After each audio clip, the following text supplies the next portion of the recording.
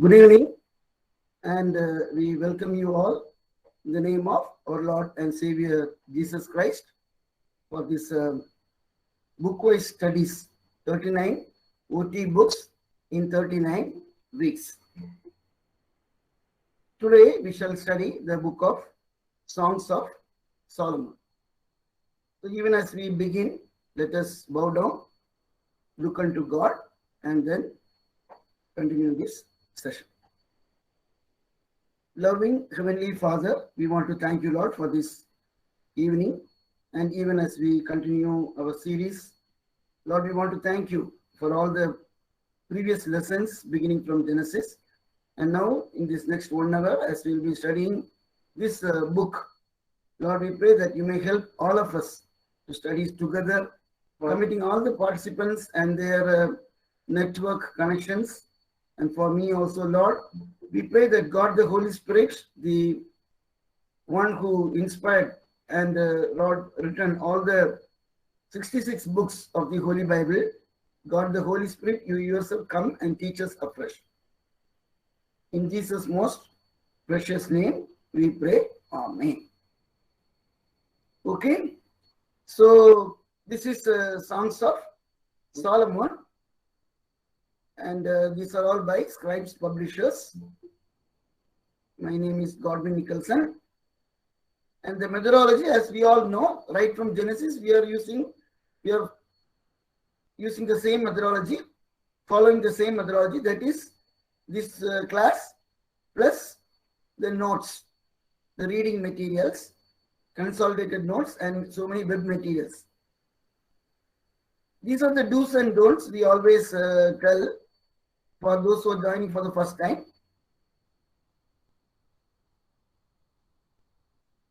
Now from the next class, we will begin from Isaiah to Malachi. So it's a series. So try to participate in all the 17 books beginning from Isaiah to Malachi. So this is what we were looking in each book. And it is not a chapter-wise study, but our main intention is how to study. Even in this book, how to teach, how to study, that is important. So after this class, we have to go back to the Bible. And in the light of what we have learned, if you read once again, it will be very easier to understand. So Genesis to Ecclesiastes, we had completed. Now, today in this class, Song of Songs. There are two names, Song of Solomon and Song of Songs. So this is a chapter wise, I'm not going to repeat. Now, it is good to study it was good to memorize the chapters in each book. And we had concluded with Ecclesiastes, 12 chapters, and Song of Songs, 8 chapters. These are all wisdom books, the 5 wisdom books. Today we will come to the conclusion of the 5 wisdom books. We classify the Bible as a book of laws, history, and these wisdom books, and the prophetic books. So we have completed 1, 2, 3, and from next week onwards, the last series, that is the prophetic books.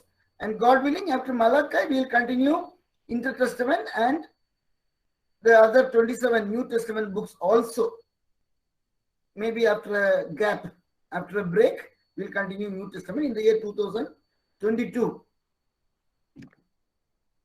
These books form a bridge, and they are known as wisdom books because they contain God's advice on how to live life wisely. Okay? Now, the Song of Songs, we have 8 chapters. This is for every book, we give an icon or image. This is what I have chosen for this particular book. It talks about marriage. It talks about bridegroom, love. So this is a very good matching icon. These are the things we will be looking into. So you can look forward the background timeline, Hebrew title, the content, then how to study. So these are the things we are going to see one by one. So as usual, first the background of this book. The Song of Solomon contains beautiful poetry expressing romantic love between a young man and a young woman in ancient Israel. That is the setting, okay, in ancient Israel during the time of Solomon. The title, the original Hebrew version of the book, the title is different. That is Song of Songs. In Tamil also it is Unnada Pattu, and Gujarati Shreshth Geet, okay, Hindi also. So that is Song of Songs, like Lord of Lords, King of Kings, Holy of the Holies. Like that, this is Song of Songs. That is the Hebrew word. But in English, they have written why? Based on chapter 1, verse 5 and other verses. The title of the book eventually took on King Solomon's name. So today what we say, Song of Solomon. The author. See, the author, right from Proverbs, Ecclesiastes, the same thing will continue here also. The wording of the first verse in Song of Solomon does not necessarily mean that Solomon wrote the book. If you follow the earlier classes, that's what we were telling. Different opinions are there, but the book was probably composed during Solomon's time, perhaps under his oversight between 960 and 931 BC. So, most of the scholars, looking at all these things, they do believe that it is by Solomon. But the other views also are there. Why they do not agree with Solomon? In one of the verses, 68, we read 60 queens. But we know our dear Solomon had 700 wives based on 1 Kings 11 and 3. Some argument is maybe when he had only 60 queens, this was written. When we read all these things, different websites and articles, books, we read all these things. So they all support, no. It is written by Solomon only. Don't ask about the number and all.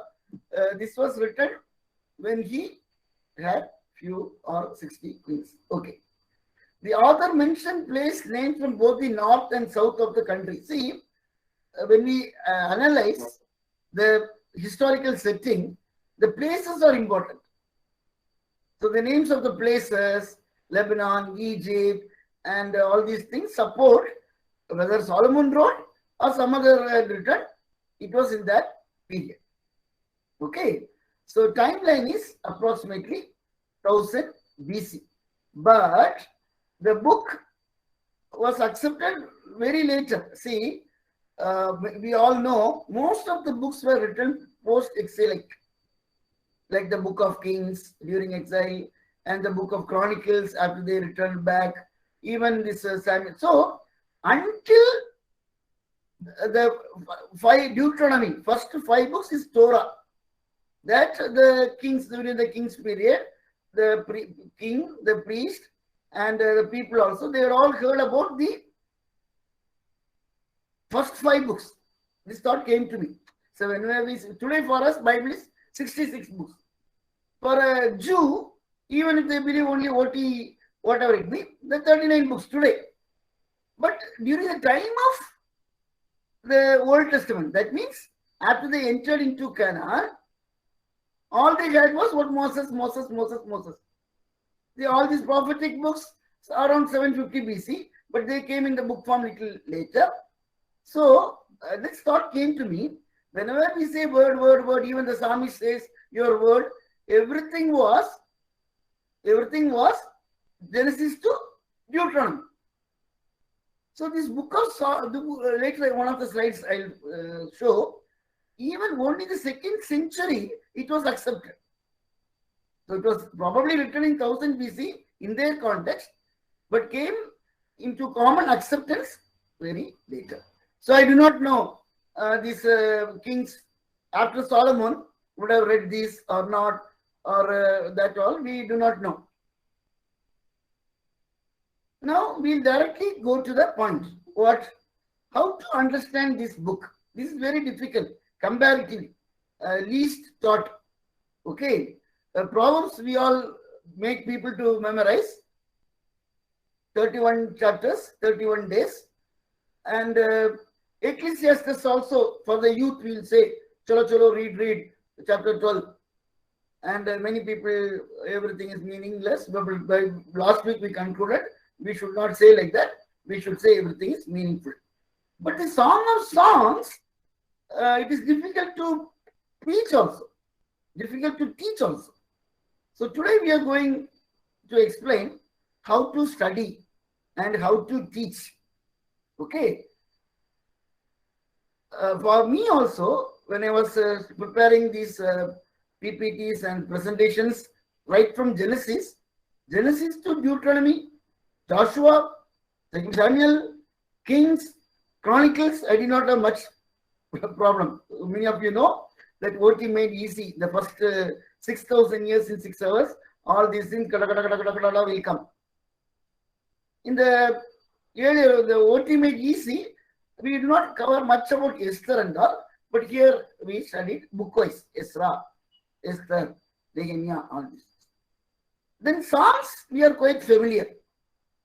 But in these days, we had the classification and many other things we learned, and the background, that who wrote Asaph and all. Then this Proverbs also, if you remember, slicing. We have adopted a technique. Then this Ecclesiastes, we need to extract the juice. What exactly is the theme? What way? So like that, my intention in this evening, the rest of the 45 minutes, is to help all of us to study. So I myself comparatively struggled, like, to how to summarize all these things that you will know even as I teach, It's a quite complicated book. First, we'll see the content. What is in this book? Proverbs, slicing. That's our code word. Ecclesiastes, extracts, juice. But the Song of Songs, it's a poetry, but that needs narration and interpretation. Now, I prefer the word narrate. So we need to understand the story. Okay, so what we will be doing is first understand the story. Okay, as a story we'll first know. It is not written as a story, it is written as poems, poetry, but we'll convert the poetry into prose. Okay, like the PDF material will be there. We cannot do much alteration. So what we do, the PDF into word format. So this is like a poetic format.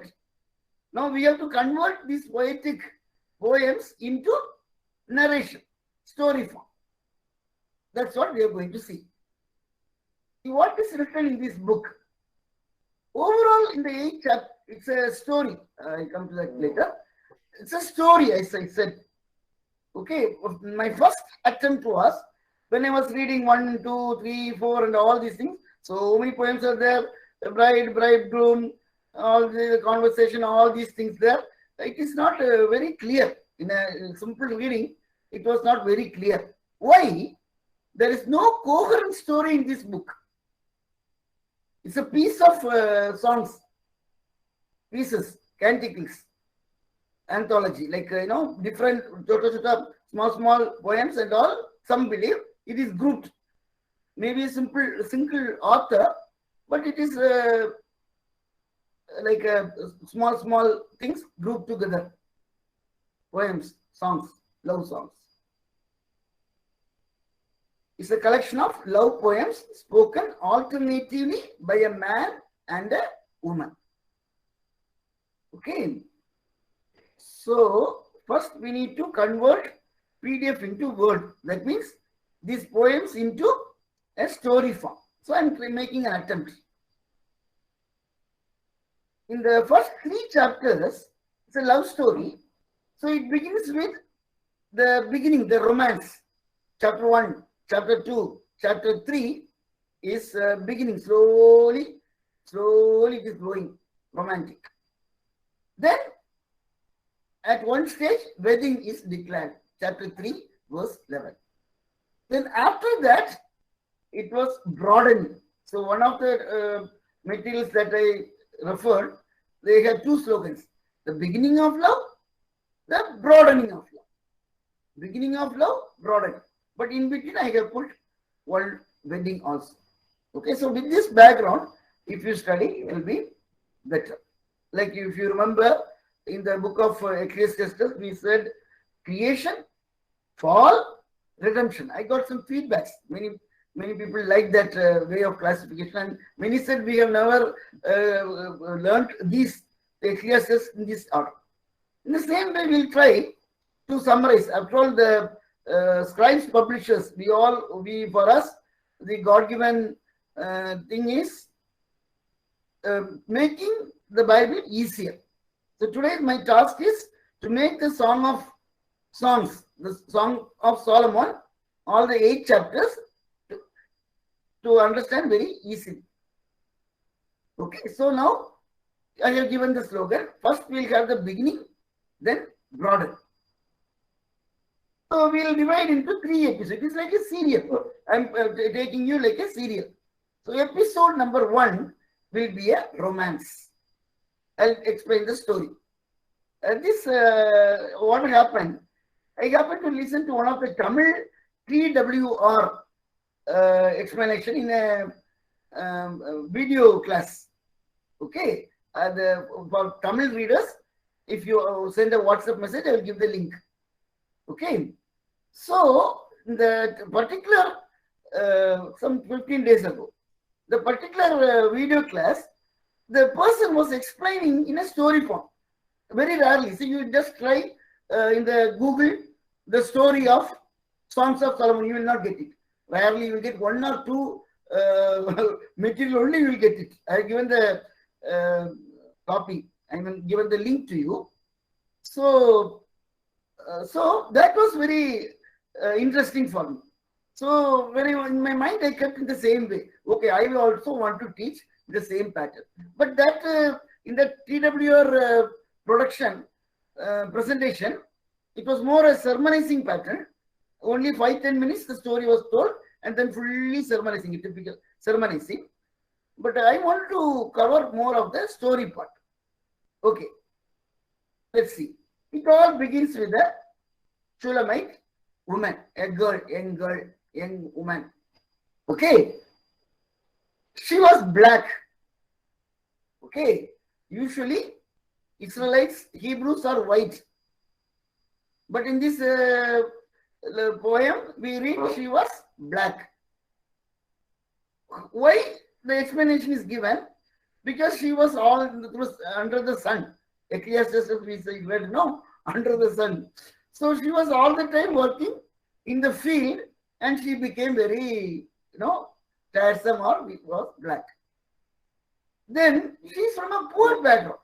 She was from a poor background, not knowing luxury. The way she is writing, country girl, country woman. Okay. No vineyard. She was working in some other's field, yeah, but she was not having, in the beginning, her own vineyard. No royal background. She's not from a royal background. While Solomon had so many queens, she's not from a royal background. So, looking at all this biodata, as such, she was not suitable for a king. That's the understanding. Okay. Now, on the right side, we'll see the man. Okay. He was Solomon, let us assume. Yet, in spite of all these things, Solomon loves her. He cares for her. That is the poem, the story, everything. So if you know this, then understanding the poems, poetry will be easier. Then she brings her to the banquet. keeps her in his arm, and makes romance public. Is not the whole thing is not very private, privacy. Some of them could be, but he makes it public romance. Okay, then he introduces to everyone. Okay, and he in all his wordings, he was very proud of her. So we had seen the boy side and the girl side, and the boy side. Okay. Now, interesting thing is wedding, where in chapter 3. Okay. Remember? Go out, O daughters of Zion, and look upon King Solomon with the crown with which his mother crowned him on the day of his wedding, on the day of the gladness of his heart. Okay, so wedding, ho gaya, wedding. Now we come to the third episode, that is broadening of life. That is marriage. Wedding is different, marriage is different. Wedding is one day affair, but marriage is lifelong. Okay, so that is important. So if you carefully follow until 9 o'clock, when we teach about family in family seminars, some of the things can be used. Now after wedding, they are together now. Two became one. So Solomon admires her bride's beauty. In the following verses, we will read. That is broadening. The earlier beginning, now broadening. Now there's a garden scene. So far everything went well. Wedding and marriage life, everything is good. But then suddenly there's a turning point. In marriage, in families, there will be turning points which we have to accept. What is that? One day he is coming and knocking the door. He went out, maybe for a job or anything, and he's coming back late night and found the door locked. Okay, so kindly mute. She got ready for the bed. Why she did not open? She got ready for the bed. She had taken bath and night dress and all there, and she was ready. And once again, soiling the feet, going, and she was not willing. Things will be messing. So she was hesitating. Okay. Now, meanwhile, he went away. The husband, went away. So that's what we read in these poems. Now the good news is there's a reconciliation. Where in chapter 6. Okay. After reconciliation, once again broadening. Then again together in the garden of love. Solomon and his bride delight in each other. Broadening of love. Now, as we come to the climax, the last chapter, now this Shulamite woman is a landlady, has her own vineyard. In the beginning, she did not have. The woman had no vineyard in chapter 1. She was working in some other field. Now her own vineyard. Okay. So she lives happily ever after with Solomon. This is a simple story. Okay. In the beginning, love, romantic love, and they get married, wedded. Then the marriage life, there is one in between, one turning point or one setback. What setback? He came, but she was not ready to open. Then she was searching, and then he came. There was a reconciliation. All these things. So the same pattern, you try to narrate the story in your own Bible, Tamil or Telugu or slowly read. I have given some points. In the same way, you can expand. But ready-made materials, you will not get much. They may be available, but not much. They will all simply jump into this preaching. In most of the summaries, they will jump into preaching. But before preaching, we should understand the story. Okay, so I have made an attempt. Okay. Now interpretations. This is what everybody likes. how to interpret and all. You would have all read. So first I'm beginning with known to unknown, not unknown, everything we know. Normally we, this I will, before going to the 4 points, I want to tell about the 4 points. But before thing, how in the history they had interpreted. The earlier historians and theologians, they say Jews would not permit their young man to read this book until they were 30 years old. You also would have read, oh, Song of Solomon, oh, don't read. So they won't allow until 30 years. And the one author, he was telling, sometimes young preachers are counseled not to use the Song of Solomon until they became old men. Normally, everyone will hesitate. We pick out here and there some verses, but usually we do not hear much messages. So they say only old people should see. So not like that, but somebody said, okay. The song was accepted and into the Jewish canon only in the 2nd century, Common Era. CE is Common Era, that is AD. Okay, it is BCE, it will be BCE. This is CE, Common Era. Okay, so after a period of controversy in the 1st century, should we take it? Not take it. Should we accept it? Not accept it. Like this book of Esther and this book and all controversies. And the same in New Testament, we have the book of James. Should we add? Should we not add? Should we add? Should we not add? That controversies were there. So it was accepted only in the 2nd century. That is why I said,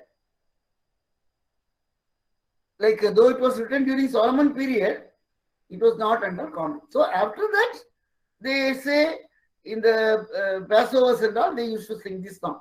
Okay. Why they were hesitating? Let us see. The normal biblical literature, its religious themes, practices are absent. No references to Moses' law, grace, sin, salvation, prayer. Okay? And so even the word God will not come. So they were hesitating. Got the point? It's a very typical book, atypical book.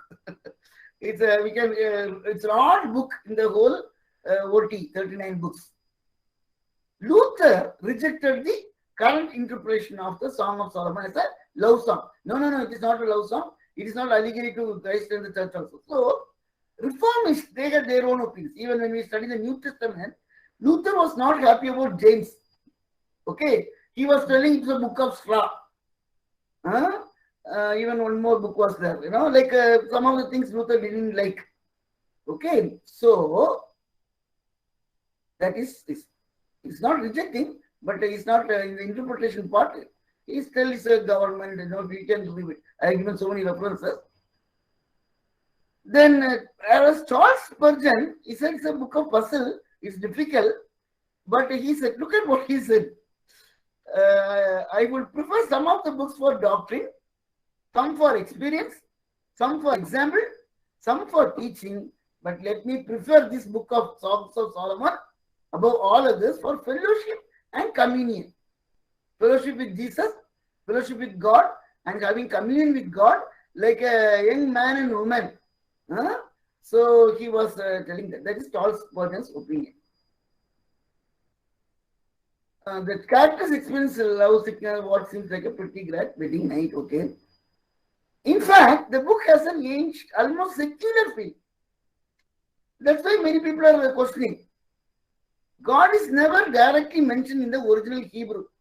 The closest thing is 8:6. We'll look into that. 8:6. But it is in continuation with Proverbs and in the beginning, the basic Christian principle. What principle? For this reason, a man shall leave his father and his mother and be joined to his wife, and they shall become one flesh. The Song of Solomon celebrates this kind of union. Okay, that's why earlier said communion, union. A man and a woman becoming one.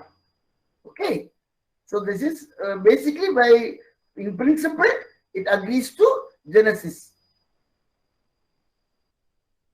There are two books in the Bible that they don't mention God. In Esther we mentioned, but the principles are there. Here in 8:6 we have, God is never directly mentioned in the original. Closest 8:6. Now I am reading the 8:6. Jimma, can you read 8:6? Set me as a seal upon your heart, as a seal upon your arm. For love is strong as death. Jealousy is fierce as the grave. Its flashes are flashes of fire, the very flame of the Lord. The very flame of the Lord in Hebrew, it may mean like hot fire, something like that. So this is the only connection that we have, Lord, appearance of Lord. Whatever it be, let us not go into the detail. Now there are various interpretations. We will be interested in the interpretations. Okay. First I'll tell the four common interpretations that we all know. What is that? Number one, it is just a love song. A man and a woman. Number one. Number two, it may be God, between God and Israel. Number three, it may be Jesus and church. And number four, Jesus or God and a believer. This is a common that we all know. In most of the summaries, if you see evangelical thinking, they write this. So we are also developing this only, but in a very detailed manner. Okay. Now let us take it as a poetry. Hebrew love song. Hebrew love poetry. Part of the difficulty of the Song of Songs comes from the fact that it is a song, therefore poetry. See, prose is easier, but poetry is difficult. Poetry is the art of condensation. See, in literature, I am not an English literature wala, I am a science wala, veterinary science wala. Our son, he did literature, but I have many friends. So, in the poetry, even in our school days, 2 lines will be there. Then in Tamil and all, we have Tirukkural. Okay. Then we have to write the summary. Or, So, 2 lines will paraphrasing. Paraphrasing. The right word is paraphrasing. So, 2 lines, you have to write to the context thing that. So poetry is art of condensation, expressing maximum meaning in the minimum number of words. That is the beauty of poem. In 2 lines, expressing maximum meaning. Okay, but it's difficult to understand.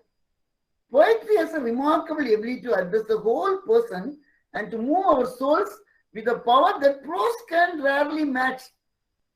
See, that's why even the songs, our worship, see what happened. So, in one of the OT in a church, usually we don't have singing, much of singing in between, and we don't bring any singer. But in that particular seminar, they brought a singer. So I was teaching, then the singer will come. He will sing a song. Then I will teach. But people are more interested behind the songs. They said, brother, one more song like that. See, people are moved, moved. The whole person moves souls with a power that prose can rarely match. That's why I used to say, 1 song is equal to 4 message. 1 song is equal to 4 message. But the problem is how to interpret. Prose, there is not a problem. Moses went to Mount Sinai. He went to Sinai. Moses came down. Okay. Samuel. Okay. So all these things, it is there won't be any 2 views. He went to Mount Sinai or he went to some other place. No, not much of confusion. But when you see that is poems difficult. That is why you look at NIV and some other versions. Genesis chapter 1, the first few verses, the creation record account is given as a poem. You first open Psalms, how it is written, the alignment. I'm talking about the alignment, left alignment. And then come to, in ESV it is not like, I just checked. In KJV I do. But in some of the versions, because in one, I'm not a OT scholar. No. But one multi-theologian was teaching when people were asking about day 1, day 2 and all. He said, look at Genesis 1. It looks like a poem. So he said, a poem can have many meanings. The real meaning we do not know. So what is one day? What is this thing? I'm just telling you, my point is, prose, easy to interpret. Poetry, I will interpret one way, Jemima will tell one thing, and somebody will tell the some other. Okay. So that's why I'm telling so many options I'm giving you. So first we have completed, that is, it's a poetry, love poetry. Then it's a celebration approach, a physical. See, many people say, no, it may not be a real physical this thing. Oh, holy, holy, holy. It is between God and church or God and Israel. Don't talk about the physical union. So the one approach is, it is simply a celebration of human love and sex. In the backdrop of Proverbs 5. What do we read in Proverbs 5? Jemima. Rejoice in the wife of your youth, a lovely deer, a graceful doe. Let her breast fill you all the times with delight. Be intoxicated always in her love. Why should you be intoxicated, my son, with the forbidden woman and embrace the bosom of adulteress? Okay, that is the word of God in Proverbs 5.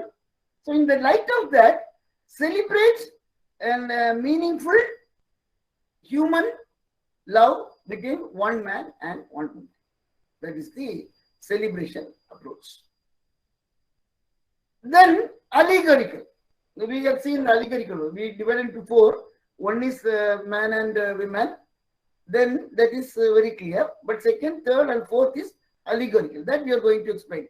Some of things will be very new to you. Let us see. Allegorical approach, I have put J, that is for a Jew. A common Jew will not believe in Jesus now. So for a Jewish approach means, I already told in the 2nd century, they get accepted in the canon.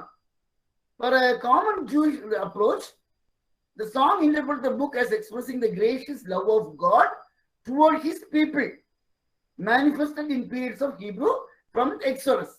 God's love. You know, when we were teaching OT made easy, we were always telling, our Lord is a loving God. God loved Israel. In so many prophetic books also, I love Israel. See, when we will be studying Hosea, in that Hosea will repeat the same thing. Someone said, I think in the encounter with God, scripture union, there are 2 love songs in the Old Testament. One is Song of Solomon. The other is Hosea, the book of Hosea. It is a love song between God and his people. So this is that approach. Jewish approach is God and Israel. You got the point? So the same thing in the place of J, I am writing C.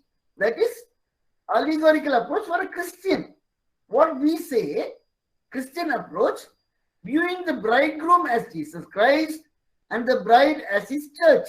Why? In all the Gospels and our Paul, apostles, that is the allegory. Okay? Bridegroom, Jesus Christ. So whenever bridegroom comes, put at Jesus Christ. Whenever the Shulamite woman comes, bride, that is church. Okay, so we have seen there are 2 allegorical approaches. It can be God and Israel, and for us it is Jesus and church. Now we'll go to balance in the last one, Jesus and church, and Jesus and me also. Jesus, for a believer, for a church, it's church, and as an individual, Jesus and individual. That I have not written here. Okay, now we'll come to the balanced interpretation. What is balanced interpretation? Here we need to know about another approach called typology, typical view. What is a typology? Type, I think already when we studied about Genesis and all, I taught. What is typology? Old Testament things like tabernacle, okay, Jesus. Then our Isaac, okay, sacrifice. Abraham sacrificed Isaac. Isaac was yielding, and God was sacrificing his son, only son. Got the point? That is typology. A, and B. Plan A, plan B. Plan A is matching with plan B. Okay, that is typology. Now, this view is little similar to allegorical view. Until I read this, I tell you, until I read this, I was always interpreting this Song of Solomon and many things as an allegory. Allegory. Bride, Jesus. Sorry. Bridegroom, Jesus. Bride, church. It points to, it refers to. But what is this? There is some difference. Look at this approach also sees a connection, but in a different way. That is, typology is little different than allegorical. I'll explain. In the typical view, in the typology view, there's a definite affirmation of the historical setting of the soul. Historical setting. Let me take the same example, Isaac. Isaac, we all believe there was one Abraham in history. There was one Isaac in history. It is true that God said, offer your one and only son, Isaac, in the altar. So we believe in the historical setting. We do not think it's a story, no. And the next point it is coming. In the parable, a sower.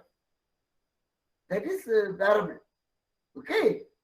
And the Good Samaritan. Okay. There was a. But we cannot say, it's like a story. And once upon a time. No, it is not a fiction. It is not a parable. It was a fact or a history. So, in the allegory, there is no definite affirmation of the historical setting. There was a rich man, like that.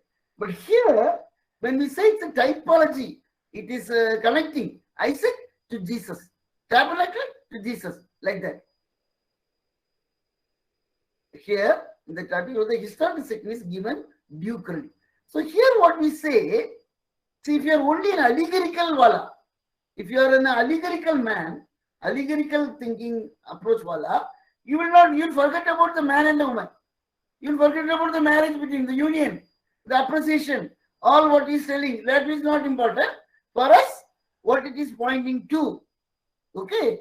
Pointing to means only Jesus and church. That's important. So that is allegorical.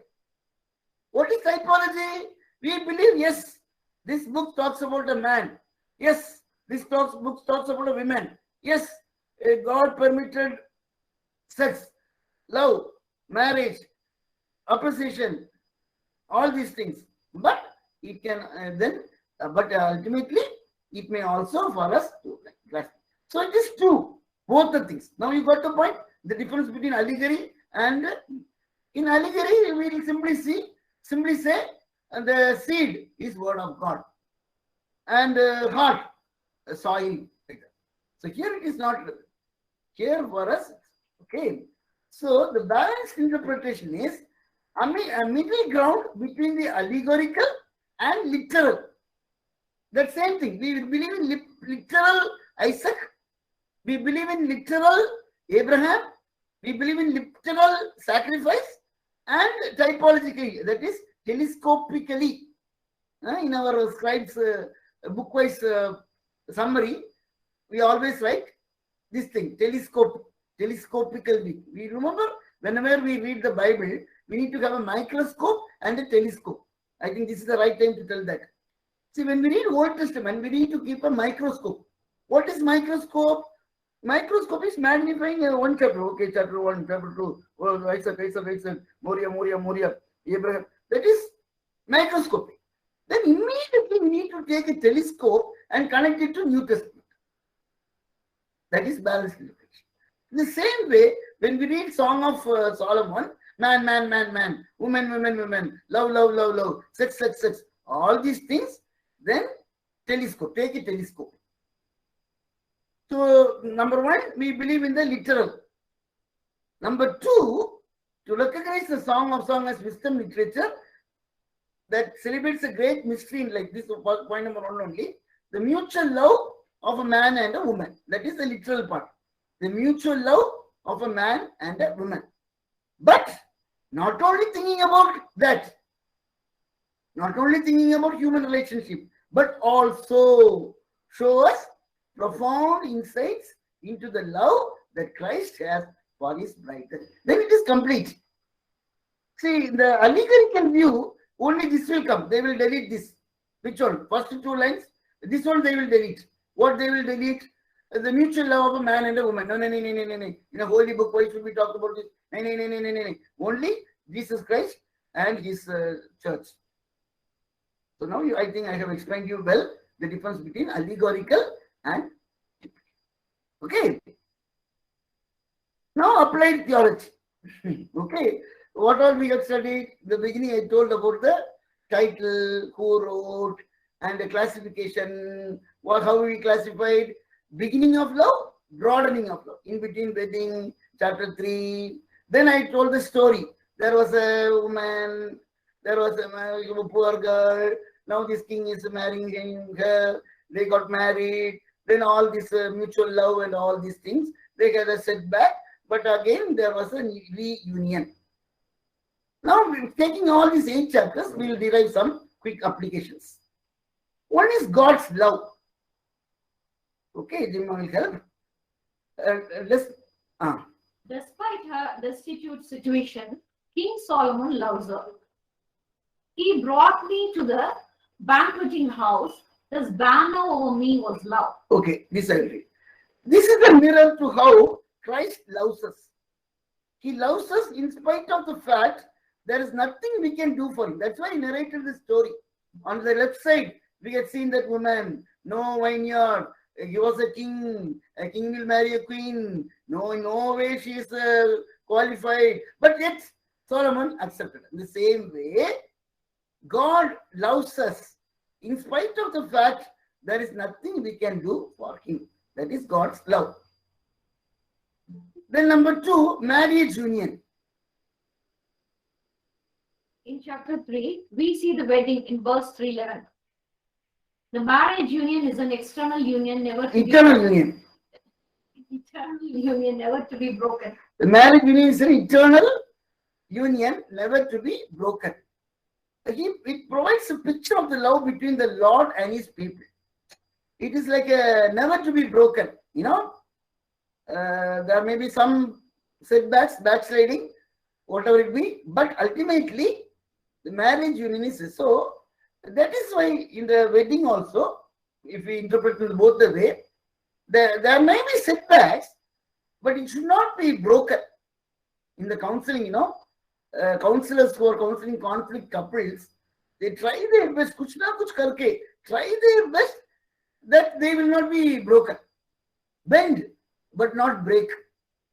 Okay. For many reasons, simply the girl will go or the boy will go, we counsel, and they don't understand this. Marriage union is an eternal union. That's why in the church we make a covenant. We make them to make a covenant.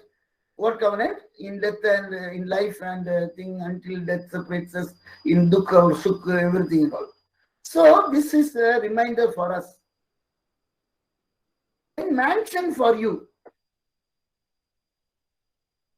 Being married to the King Solomon, the Shulamite woman would never again know fear. She would sleep in the safest place in the kingdom, and the king would never put her out. See the story, first she was little afraid. And her brothers also. Oh, but now she is in a safe hand. As a child of God, when we know Christ as our Savior, we are in the safest place in the universe. And this girl or woman, Shulamite woman, she got a safe place, that vineyard and everything, house and everything. The Lord receives us into his kingdom. John chapter 14. In continuation to that, in verse 8-12, the Shulamite woman has her own vineyard. The woman who had no vineyard in chapter 1 now has a vineyard of her own. She lives happily ever after with Solomon. He has prepared an eternal home for us in heaven. The day is coming when he will return and take us to that eternal home and we will be with him forever. Knocking the door. The king has come to her door, but she has just gotten ready for bed. Her coat is put off and she has washed her feet and she doesn't want to get messy. So he leaves. How often are we preoccupied with the things of this world to answer God's call on our life? So the interpreter is doing this, telling this way. That particular event, we miss our Bible devotional time and our prayer time because we are too busy. In Revelation, when we read knocking at the door, we normally use it in evangelistic gospel meeting. But basically, in the context in the Revelation, it is for the church. So even for a believer, when we behave like that lady, that woman, then Christ may have to knock, but God will never forsake us. God will never forsake us. The point is, are we occupied with our own thing? And why to read this book? Okay, quickly we'll see. The book gives us godly perspective on the love between a man and a woman. So this we have to accept. Those who believe in that typology only will agree to it. The allegorical people, many people will be only believing in that Jesus and church. But the book gives us a godly perspective on the love between a man and a woman. Reveals the mystery of Christ's love for his bride. Ephesians 5:30. So often he says mystery. To explain original real love between a husband and wife, Paul is explaining how Christ loved. Okay. This leads us to love our Savior all the more deeply. As Charles Spurgeon said, communion. Okay. So, like Hosea, the book of Hosea, when we read, the book of Songs of Solomon, when we read, so we are motivated to love our God. Then this is another thought. From beginning to end, the reader encounters the woman's perspective more than any other. Here there's a conversation, the whole is a dialogue. She speaks, he speaks. But you tell me, not till now, you can not unmute and tell. But you will notice that from the beginning to end, mostly it's a woman's voice. So, healthy relationship will be one in which the woman's voice is cultivated, heard, and fully considered. Okay, so the author, that interpreter says, we need to understand, we have to consider this. A revisioning of sexual intimacy. So much of the media's presentation of sexuality today is in brass, not caring, lacking the beauty and mystery that should characterize the real love of marriage. Why Solomon is to be taught? Because media is teaching someone something else. So I do not agree that until 30 you should not read, young preachers should not teach. That's all I don't agree. So we need to teach our children. There is a book in the Holy Bible that talks about God's perspective. Okay. So Song of Solomon can revise our understanding and help us reclaim in holiness the sexual expression that God has created and declared good. There was a couple after the marriage on their first day, that girl was not willing to sleep with that man. So she was saying, no, I'm a believer. No, holy. It's all real incident. The sad story, it ended with a sad story. There are some people like that. Okay.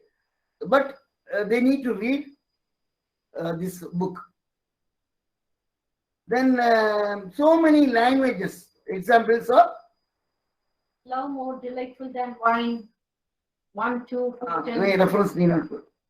Fragrant perfumes, the beloved's cheeks, her eyes like doves, her teeth like sheep, the lover like a gazelle, Lebanon, the numerous references to nature. So this inspired poem encourages husbands and wives to share their adoration for each other with joy. So simply one line, she can try, I love you, like that. But so many imagery speeches, languages, figurative, so many things are there. So that should inspire us. Then And this is from crosswalk.com. I have given all the references. This is one thing Dilma can read. How ironic that the book about love and marriage was written, according to most, by a man who couldn't be faithful to anyone. This is about Solomon. He himself was having a polygamy. 700 wives of royal birth and 300 concubines.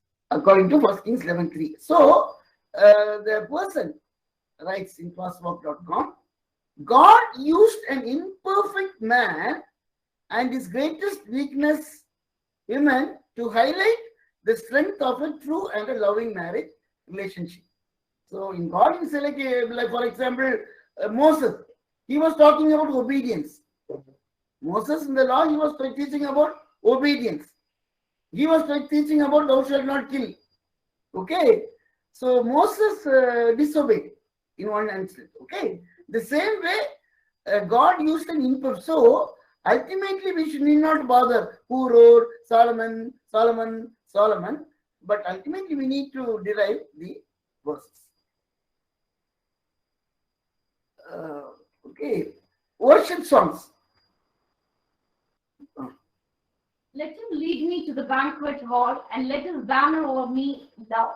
This is a sweet representation of a proud fiance showing off his bride-to-be, and it can also be taken as a beautiful image of God's love for us. A sweet children's song besides this verse, there's a song, chorus, is banner over me is love.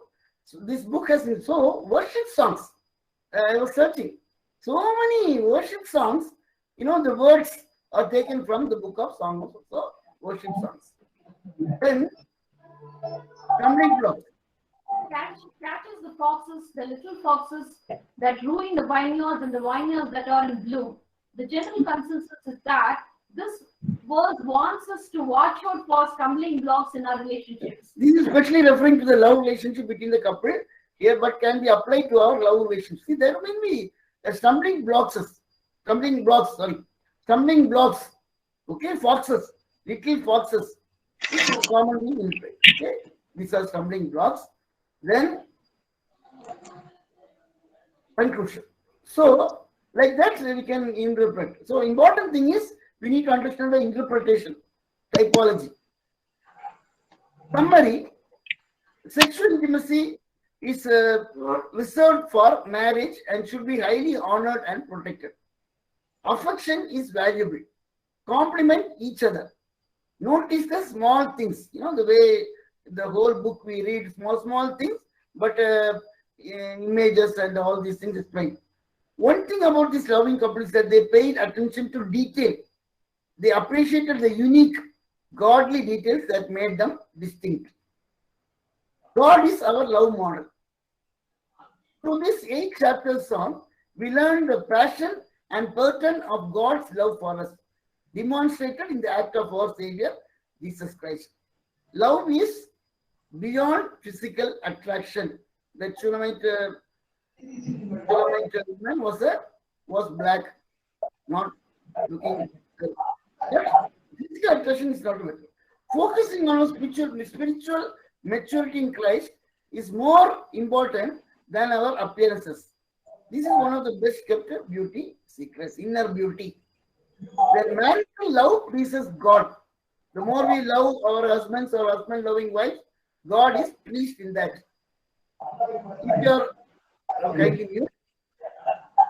If you're blessed to have a spouse, enjoy the goodness of God.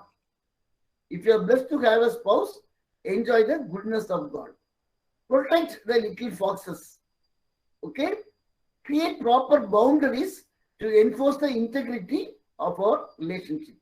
Reconcile quickly. That's another important lesson in chapter 6. Reconcile quickly. Okay, so now commitments. Only 3 commitments are there. Number 1, we shall honor marriage. Okay? We shall honor marriage. We shall love each other. And love God. Communion with God. The 4 things we have seen now, like a real marriage. Number 2, God and Israel, OT concept. Jesus and the church. And Jesus and me. Okay, so with this perspective, when we read this book, it will be more meaningful. Now we'll sing a small chorus, and then we shall close in prayer.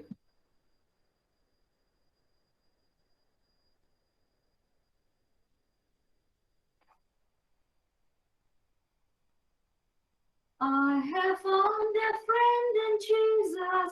He's everything to me.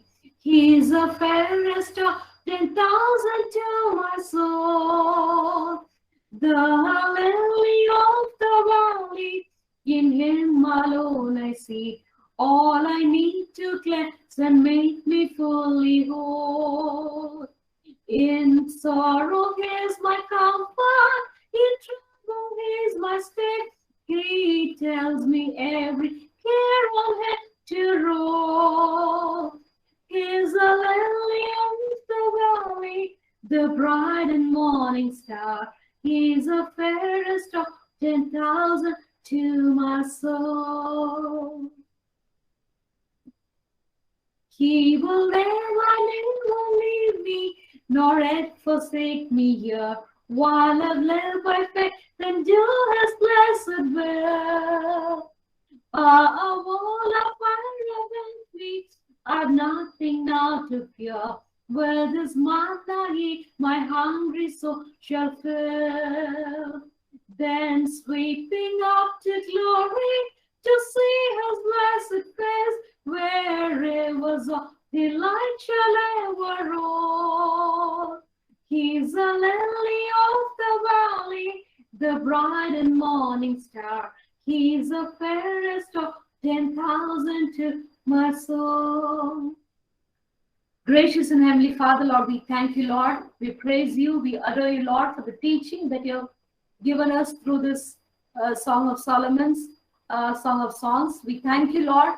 You are the creator, Lord. You are the creator of the first couple, Lord. You have kept the man and women with the purpose, the love, the intimacy, the marriage is honorable. There's so many things you have taught us, Lord. Lord, I pray for all the people who have been listening along with us, Lord Jesus. Help each and every family, Lord. The family, the husband, the wife, and the children, Lord.